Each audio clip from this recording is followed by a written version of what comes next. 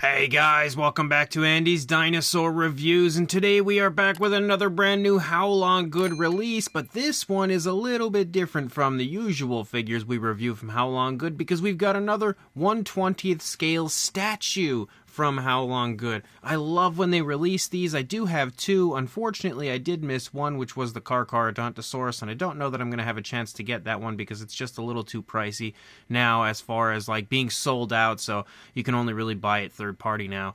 But this is the Dilophosaurus pair, and what I really loved about this one was it's very similar in its style to the old Dinosaurius sideshow Dilophosaurus, and I missed that one. I got into collecting the Dinosaurius sideshow line a little bit after that one was released and sold out, so you know, it's a very pricey one to find and get a hold of, which means I never had the opportunity to do so, and in fact, I almost never see that pop up at all. So when the, model here from Haolonggood was revealed, I was instantly sold and I knew I wanted it, so I now have it here. So again, you can see the box looks pretty much just about as basic as it gets. We can see it's just a black box with the Haolonggood logo, and then again, Dilophosaurus 1/20th scale, and that's really all you're going to find on here. So I'm just going to get the box out of the way, open it up, and bring everything in. And here is our incredible Dilophosaurus model from Haolonggood. Look at that, man. They basically took the Dinosaurius sideshow sort of style with a seated Dilophosaurus and a standing Dilophosaurus and just made it 1,000 times better.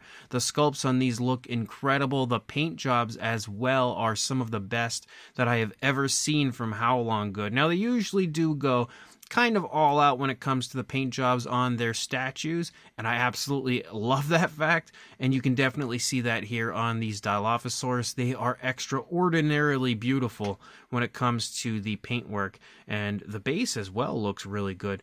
The only thing I think some people might take issue with when it comes to this release is the fact that the Dilophosaurus does not have lips, but I actually don't mind. I think it looks great the way it is. So what I'm going to do is actually bring these guys in one by one. Actually, I think I'll put them over here so there's nothing kind of taking the attention of the camera and putting it in the background. So if we bring in the first version, first of all, we have the standing version. You can see, again, it is absolutely gorgeous. That is one incredible Dilophosaurus head sculpt right there. We've also got lots of very impressive paintwork here in the face, all different shades of lighter and darker browns, and there's a lot of it that has been added to the head sculpt of the Dilophosaurus. You can also see the eyes are painted really nicely right there, and they do have a nice gloss coat. As we lead up into the crest as well has a gorgeous orangish tone, and then also kind of leads out to some slight variations of yellows as you lead out there toward the end of the crest. Now obviously this one has its mouth in an open position. We could see the tongue sticking up there on the inside of the mouth. The inside of the mouth has, if my camera will focus in there, some pretty nice looking detail. Come on, focus there. We almost had it. There we go. You can see the detail looks really good on the inside of the mouth everywhere. Nice looking paintwork as well with kind of like a darker pinkish tone and a reddish wash. You can really see that reddish wash at play over here on the side of the mouth where the skin is kind of stretching. The teeth are all painted pretty nicely. They're sculpted beautifully. They have a very nice, very genuine, sharp look to them, but they're painted nicely with kind of like a grayish tone, which I think is fairly realistic looking. And again, very nice, impressive coloration here on the face of this version on this side as well. We also have the nostrils sculpted out right there. As we move back, I almost think that might be a seam right there, but at the same time, I actually kind of think maybe that's more of a skin wrinkle. It's hard to tell. It kind of looks like a seam, but it would be a seam that goes to nowhere, so I'm thinking maybe that's a skin wrinkle. But as you lead up there to the top of the neck, you can see some nice ridges moving along the back of the neck. Looks like maybe there is a slight bit of extra material on those ridges, which I could probably pop off myself. But as we lead down, you can see some nice variation of color. There's like an orange tone on those ridges. There's also some orange that leads down into the back of the neck right there, as well as some darker browns, and then of course the lighter browns, which is kind of like the primary body color of the Dilophosaurus. As you lead down further, you can see a nice stripe, kind of like a light gray stripe that leads down through the body. I like that it's not just like a straight stripe, like it's kind of like all over the place as it moves down. I think that definitely looks nice. Leading down into the underside of the neck, you can see a very different style to the skin texture down here, as well as a little little bit of kind of like hanging skin as you get to the bottom of the neck, which does have more of those orangish tones as well as some black tones down there, highlighting a few of those areas. And then as you lead up, again, the coloration is just so impressive on this figure. There's so much paintwork on it as you move along. You have all different shades of like reddish and orangish browns and lighter shades of browns. You can even see nice dry brushing techniques that have been added to help highlight the detail. And you've got a really cool blue striping that moves along the spinal column of the Dilophosaurus that eventually ends up overtaking the majority of the tail as you lead out, which looks super, super cool. But as you move back, you can see the skin stretching off of the stomach right there. You can see a little bit more variation of color down here for the underbelly, kind of like some pinkish tones and then some off-whites and stuff down here. As we lead up, we can see the hip bone a little bit right there. There's also some osteoderms that follow along the back of the Dilophosaurus. Basically, where those ridges pick up, they start to decrease in size as you get down to the bottom of the neck, and then they kind of break up into like osteoderms all over the course of the back of the Dilophosaurus, and then they sort of start to taper away as you lead out into the tail, and then turn into one solid straight line that disappears as well. But as you lead down into the leg, you can again see the muscle definition pretty nicely. You see all sorts of variations to those darker browns and kind of like orangish and reddish browns showing up here in the leg leading down. We also have a very smooth transition to the light tone on the back of the leg. You've got the calf muscle right there, the knee, some nice creasing in the joint of the knee, and then we lead down into the foot sculpt of the Dilophosaurus. We've got a really nice dark brown foot sculpt here. You've got some scoots moving down the toes, and then they lead down, actually scoots moving down the front of the foot leading down into the toes, and then you've got the nicely sculpted nails painted with a black, and you can see how this foot is picking up off of the ground. If you look over there on the opposing side, you can see that foot is flat as the dinosaur is walking along. You can also see the dew claw sculpted out and painted there, and again some impressive paintwork even on the insides of the legs. And then we lead out here into the tail, and as you lead out, first of all, you can see a cloaca here on the underside of the Dilophosaurus, as well as some really nice crisp scale detail moving along, but you also see this very cool blue start to really overtake the tail, with some of the browns kind of still showing up and, you know, basically patterning and striping out. And as you lead out, you again have that pretty much same thing going on, except the stripes start to get darker as you lead out there toward the tip of the tail. You've got a really nice curve to the tail as you lead out, which you can see the tail has some pretty impressive length to it. Both of these Dilophosaurus have some really impressive length to the tails. But again, you see the same thing over here, except for the fact that the head is now turned away from us on this side. As you lead down, you can see the skin kind of stretching a little bit more so than what we see on the opposing side, because again, the skin would be stretching so it could turn its head. As you lead down into the arms, you can see some osteoderms leading there through the upper part of the arms, some nice muscle definition, and even some yellowish browns in the arms right there. You can see the elbow, and then leading down, you have a very reptilian look for the hands as far as the scale detail goes. Looks very lizard-like, I think, but you also have some very impressively sculpted fingers, and then again, the nails sculpted with a genuine sharp look, also painted with a black tone right there. There's even a little bit of like a darker, kind of like a black dry brushing moving down over the hands and down into the nails. And then as you lead back here, you can see this leg is taking an obvious pretty far step forward as the Dilophosaurus is kind of just walking in, I think, to meet up with its mate. And we can obviously see the muscle definition is present. We've got all kinds of skin wrinkles here and skin stretching in the back of the leg, showing the movement off nicely. We've got the knee right there. Again, a little bit more of those bluish tones kind of creeping along the back of the thigh. And then as you lead down, we have that darker tone return again for the leg. Very smooth transition down into the foot as far as that darker tone goes, and you've got a very impressive foot sculpt down here again with those darker tones at play. And then we lead up and we again have this super cool bluish tail, and I like how the blue actually changes as we lead out. You have like a lighter blue that transitions to a really nice darker blue as you lead out there toward the tip. So that is absolutely one incredible Dilophosaurus, and I would say say, probably the best Dilophosaurus in my collection. But of course, we don't just have one, we've got two. So the other one is basically a seated version, which I would think is meant to be the female, but I don't know for sure. I just feel like there's, even though that crest definitely has some impressive flashiness to it, it does have a little bit of a different look as far as the coloration goes, moving through the body, just I think a little less flashy. So I don't know, maybe it's the female, maybe it's not, I'm not too sure. But obviously, if we start here in the head sculpt of this one, we can see, again, the mouth is closed on this one. We also have some different coloration for the eyes with, again, a really impressive gloss coat looking super realistic and lifelike. We can still, again, since we don't have lips, we can see the teeth here painted with the same grayish tone that we saw in the other one. We've got the nostrils sculpted out there. Some more really impressive light browns with some darker browns and orangish browns kind of at play here. And as you lead up into the crest, you talk about impressive colors. Man, is that gorgeous. You have some really nice purples, some greens, some blue greens, like quite a bit of variation of color up there, definitely giving that crest one incredible striking look. And what's interesting is, again, just I guess Haolonggood's attempt at kind of showing you a little difference between the male and female. The sculpt of the crest is slightly different. If we actually bring in the other version, it's slightly different compared to what you see on that one. You can see the overall shape and even the way that it's designed is a little different from the other ones, so showing some difference between the male and female. I also feel like the ridges moving along the back of the neck are a little bit bigger on what I would consider probably the male, but I can't say for sure what their intentions were. But again, as we lead along through the course of this Dilophosaurus, you lead down into the neck, you see the scale detail looking absolutely excellent. The paintwork on this brings out each and every scale beautifully. You've got some more variation of color here moving along the back of the neck with some oranges kind of outlined with a darker brown. And even the coloration on the center of the crest looks awesome up here from the top.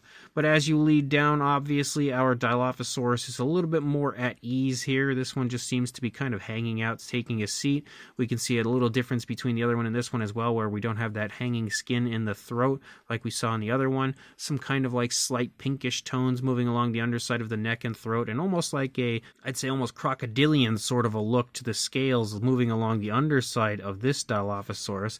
As you move down, you've got tons of variation of color in the body here with all sorts of different shades of browns, as well as some nice darker browns kind of patterning all through the course of the body. And you have tons of osteoderms as well, and as you can see, all of those osteoderms have actually been painted out, so that must have taken forever, but they're painted out with a nice light kind of a tan tone leading down into the arms. The arms are held very nice and naturally into the body. We've got, again, that kind of rough and rugged scaling moving down into the hands. This one also has a nice light wash moving down into the hands as well, and the nails are painted a little differently. As you can see, they're not just a black tone, they're kind of like they start out with like a black and then transition smoothly to kind of like a lighter tone out there toward the tips of the nails, which definitely looks really cool. And what's also fun is when it comes to their actual like mainline release, they also released the Dilophosaurus like this, where one was seated, one was standing. But you can see, again, leading back, we have more very nice patterning with the orangish tones moving along the back, again outlined with that kind of like a mixture of a dark brown and a black, kind of outlining those oranges, and then the osteoderms continue to have that nice painted look to them. Leading down, you've got a little bit of wrinkling as we lead down into the leg, again showing the movement off of it kind of sitting down. We still have a nice big bulging calf muscle. You can see some creasing in the joint of the knee, and of course the knee itself. We have more of that patterning, which is basically just all over the place leading down. As you lead into the foot is kind of similarly painted to what we see in the hand, where we have a darker tone with a light wash, and then you have the nails again painted pretty much the same way. And then leading back up, we can see again that we basically continue to just have that same style of paintwork, but the orange starts to kind of disappear, and now we basically are left with just a striping effect leading out with the nice light brown tone. But there is a slightly different shade of a brown, kind of like a almost like an orangish brown moving along the top of the tail, but as you lead out, it disappears, and we do just have a really nice light tone again with the striping effect leading out. Moving along the underside, we see again basically some tans and pinkish tones. The cloaca is present yet again. Very nice looking skin texture down here as well. And then if we turn it around and take a look at the opposing side, you can see again absolutely gorgeous over here. And leading down, you're not going to see a whole lot of difference, especially on this one, because the biggest difference would be the fact that the head is turned away from us. So for the most part, everything is going to look pretty close to the same. You know, the arms are in almost the same position, legs are in almost the same position. Leading out, I think the only other real big difference we'll see here would be the positioning of the tail, because the tail does have a nice curve to it.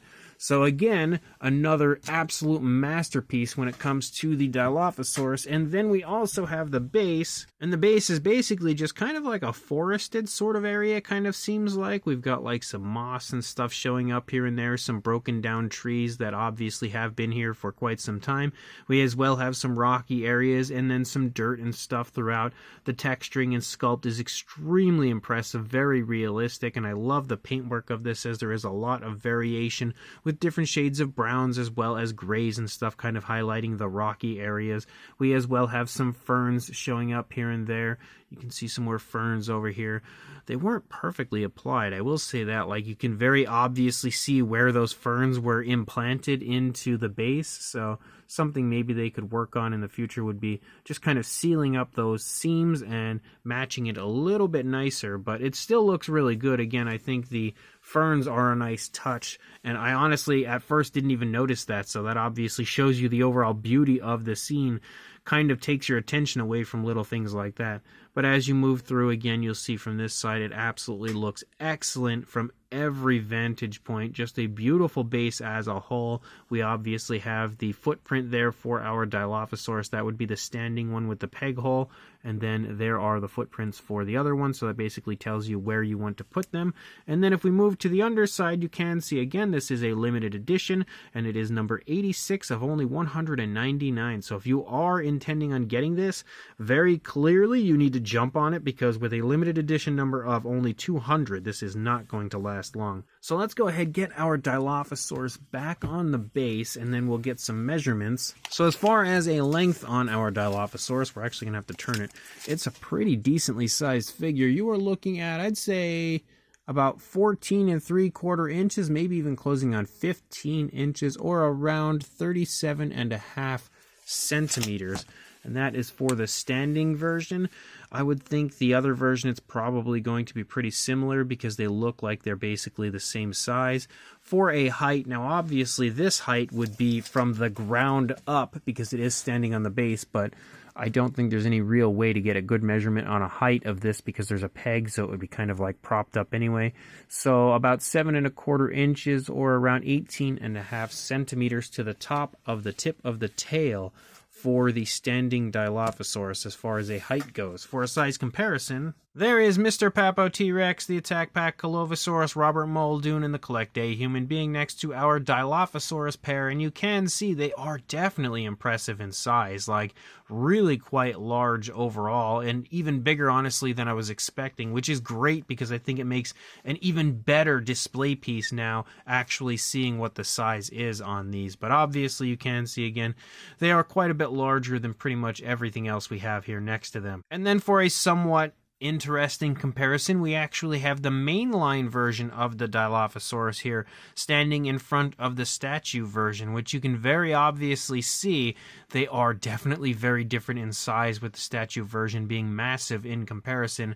Another thing that I do notice is the fact that for the most part they kind of look the same as far as like the positioning and everything. You can very clearly see they're very similar, not exact. There are some very subtle small differences between the two, but they overall look pretty similar as far as the positioning goes, except for the fact that the mouth is open on the standing one here, whereas the mouth was not open on the mainline release. And also the positioning of the tails looks to be a little different. Again, just like the curvatures of the tails are slightly different, especially if you look at the laying down or seated version. You can see how the tail kind of curves down, whereas it doesn't on the mainline version. But obviously, again, if I were to, compare the two, I would obviously say the statue version is a million times better. Now, when it comes to a Dilophosaurus, I am not going to really have very many Dilophosaurus that can compete with these versions. I think the only ones that I can think of would be maybe like the old Lindbergh version, and then there's also, obviously, the Horizon version is going to be gigantic compared to these guys, because that's a very different style figure. But Most of my Dilophosaurus are going to end up being a whole lot smaller, so I don't really know what would be a good comparison here, because most Dilophosaurus, again, are going to be minuscule next to these larger versions. But for another comparison, here is the old Lindenberg version of the Dilophosaurus next to the Haolonggood version, and obviously you can see they're kind of similar in size, but the Haolonggood version is definitely a good bit larger. Not a lot larger, but a good bit. Like, I would say most of the size difference is going to be in the tail length, but they're still just a little bit bigger than the Lindbergh version. And I don't know how, but somehow I forgot about one of the best Dilophosaurus figures in existence, which would be the Beasts of the Mesozoic version. And as you can see, the Beasts of the Mesozoic version of the Dilophosaurus is extremely similar in size to the Haolonggood release. So if you do want a pretty good kind of idea of the size, if you happen to have the Beasts of the Mesozoic version of the Dilophosaurus, you've definitely got yourself a great idea of the size of the Haolonggood version, because they are extremely similar. So this brand new 1/20th scale Haolonggood Dilophosaurus pair is absolutely gorgeous, and honestly I would say is my favorite release from Haolonggood as far as their statues go so far. I feel like this is even better than their Pachyrhinosaurus, even better than the Daspletosaurus I had reviewed. It is just all around absolutely fantastic. Sculpt-wise, it is great. It's extremely impressive, extremely highly detailed, extremely vibrant detail throughout, and also just, again, on top of having a very cool visual of two Dilophosaurus together, it also has that kind of like nostalgic feel of the Dinosaurius Sideshow version. It's almost like if you took the Sideshow version and then revamped it to make it even better. It's like if you took the Sideshow version on VHS and then upgraded it to 4K or something like that. You now have this, which is a way better version, a way better looking version than that old Sideshow version. But it looks great, again, as far as the sculpt goes. It features every ounce of detail you would want to see. It's extremely, impressive as far as how the detail looks, very vibrant overall. So definitely a great sculpt on all of the Dilophosaurus included here, as well as the base. The paintwork as well is beyond impressive. I would say maybe one of the nicest painted Haolonggood figures I've seen. And the paint jobs on their statues are always extremely impressive, but this one, for some reason, has arrived looking even better than I was expecting it to. I also love the fact that they have, applied basically some slight differences between the two different versions of the Dilophosaurus as far as the crests and stuff goes, and just the overall appearance. Like, you can see what one would be the male, what one would be the female, or at least it seems pretty obvious to me, so I do like that as well. But overall, I would say this is definitely the total package. Again, gorgeous sculpts, incredible looking, very naturalistic but slightly flashy paint schemes, and again, an absolutely awesome base. The only downside to the entire model as a whole would be the way that the ferns were applied. Doesn't look all that great, doesn't look all that natural or realistic. But what's actually interesting that I didn't mention in the review, because I didn't actually notice it at that point when I was actually taking the closer look, is you can remove the ferns. So that's probably why you see those seams there. The ferns actually pop out. They are in there with a magnet, so they can come out if you choose to have your model without the ferns. You can take them out, but again, that's why they look the way they do. But I would have preferred the ferns just are in there and sealed up the seams and stuff. I think it would have looked a little better. But overall, this is a masterpiece, if you ask me, when it comes to a Dilophosaurus diorama, and honestly one of the absolute best statues to come from, in fact, I would say the best statue to come from Haolonggood so far. So if you are interested, I will include a link in the description to where you can grab this from Lana Time Shop. As I stated, with a limited edition of only 200, you need to jump on this right away and grab it if you want it. So make sure you do that, and of course, like, comment, and subscribe, and I will see you in the next review. Thanks for watching.